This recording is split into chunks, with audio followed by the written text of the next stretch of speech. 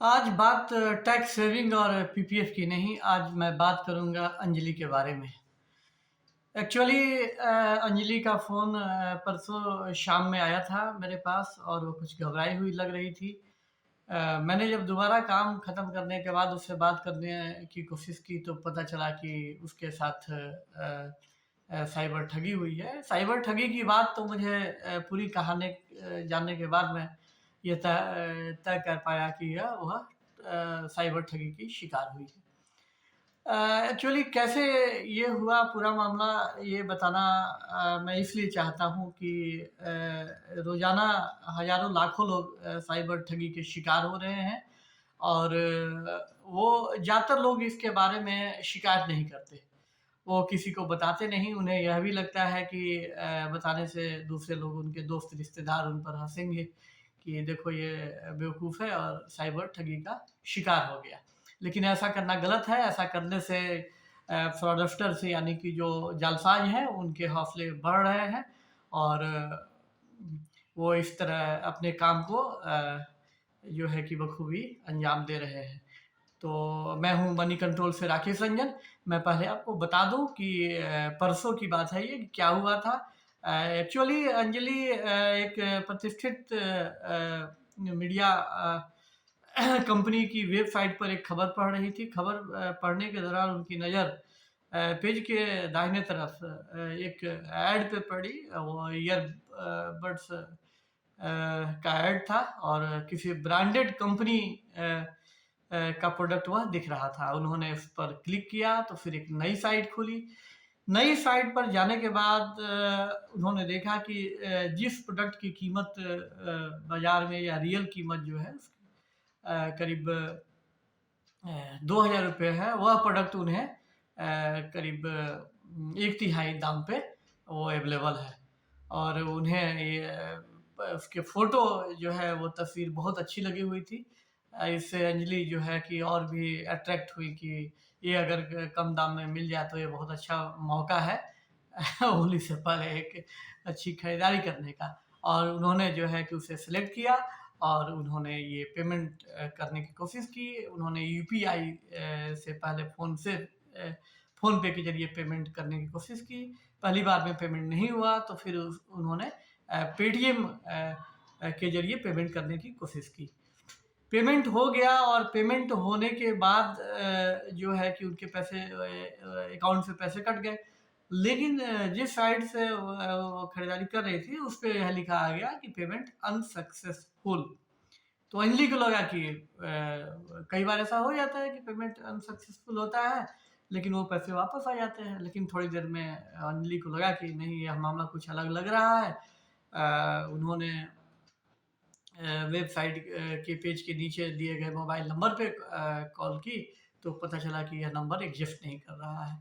तुरंत उन्होंने वहीं पे एक हेल्प के साथ एक ईमेल आईडी की जानकारी दी गई थी तो उन्होंने उस पे मेल किया। वो भी कुछ मिनट के बाद मेल दोबारा लौट आया और उसमें यह लिखा था कि इस आईडी का कोई ईमेल साइट कोई ईमेल आईडी गिफ्ट नहीं करती है। अब ये अंजलि का जो संदेह है वह भरोसे में बदल गया कि वह साइबर फ्रॉड की शिकार हुई हैं। फिर मेरी जब उनसे बात हुई, मैं उनके घर पहुंचा अपना काम ख़त्म करके, तो मैंने पूरे मामले को जानने की कोशिश की। तो एक्चुअली पहली बार मेरे या मेरे किसी जानने वाले के साथ ऐसा हुआ था। मैंने अभी तक ये इस तरह की खबरें जो है वो मीडिया में, टीवी पे या अखबारों में या वेबसाइट पे पढ़ी थी। तो मुझे ये मुझे लगा कि अब क्या करना चाहिए, मुझे ये पता नहीं था।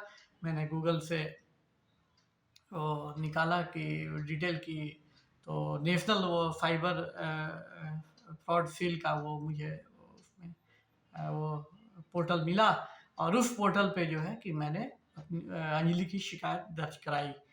तो बहुत सारी जानकारियाँ उस पोर्टल पे मांगी गई हैं और वो देने के बाद जो है वो आ गया, एक्नॉलेजमेंट नंबर वगैरह एसएमएस के ज़रिए आ गया और अभी तक कुछ वहाँ से ज़्यादा नहीं आया है। अब पता नहीं मामले का निपटारा कब होगा, क्या होगा। तो ये तो रही शिकायत की बात, लेकिन इसमें सबक क्या है? सवाल ये है कि इसमें हमारे और आपके लिए क्या सबक है? सबक यह है कि फ्रॉडस्टर्स जो हैं वो फ्रॉड करने के रोज़ नए-नए तरीके जो है वो ईजाद करते हैं।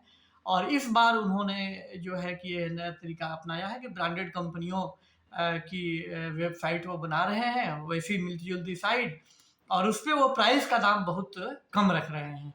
तो अगर आपको कभी कोई भी शॉपिंग करनी है, तो इस बात का ज़रूर आप ध्यान रखें। अगर कोई भी प्रोडक्ट अगर मार्केट प्राइस से बहुत कम कीमत पे अगर किसी साइट पे दिख रही है, तो आपको चौकन्ना हो जाना चाहिए। ना कि आपको जो है कि उसका फ़ायदा उठाने के लिए वहाँ पे वो शॉपिंग करनी चाहिए। तो इस चीज़ का आप ज़रूर ध्यान रखें।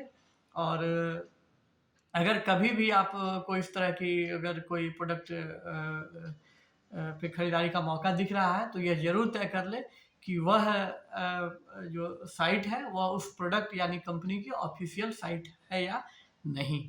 तो मैंने इसलिए यह वीडियो बनाया कि मेरा मानना है कि रोज़ाना लाखों लोग जो है वो इस तरह की साइट पर ठगी के शिकार हो रहे होंगे, और किसी की ये गाढ़ी कमाई उनकी जो है वो फ्रॉडस्टर्स की जेब में पहुँच रही होगी। तो ये बस मुझे ये बताना था। और ये वीडियो आपको कैसा लगा, कितना इन्फॉर्मेटिव लगा, और ये हमें कमेंट बॉक्स में लिख के ज़रूर बताएँ। और हमारे इस वीडियो को लाइक करें। और अगर अभी तक आपने हमारे यूट्यूब चैनल को सब्सक्राइब नहीं किया है, तो सब्सक्राइब कर दें। और फिर नए वीडियो के साथ मिलते हैं, इसमें नए टॉपिक पर हम आपसे चर्चा करेंगे। तब तक के लिए नमस्कार।